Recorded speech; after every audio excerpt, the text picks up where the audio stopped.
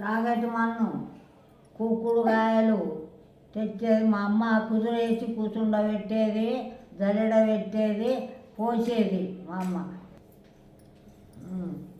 కుక్కుడుకాయలు అప్పుడప్పుడే ఉడుకు నీళ్ళు పోసి నలగొట్టేస్తే ఇట్లా పిసుకుతా అంటే మంచిగా వెళ్ళేది, పోసేది మా అమ్మ. కూర్చుండబెట్టేది కుదురు మీద, కింద జల్లెడ పెట్టి పోసేది. అదైనాక ఓ వారం రాయడం మన్ను కొట్టేది మా అమ్మ. చెర్లమన్ను తెచ్చేది, తెచ్చి ఇంత పెట్టుకునేది మేము. నలుగురం అయితే మరి పోసేది మా అమ్మ. అడుగు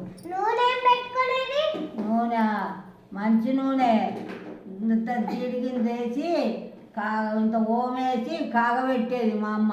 ఇంత గిన్నెల కాగబెట్టి పెట్టేది, నెత్తికి పెట్టేది.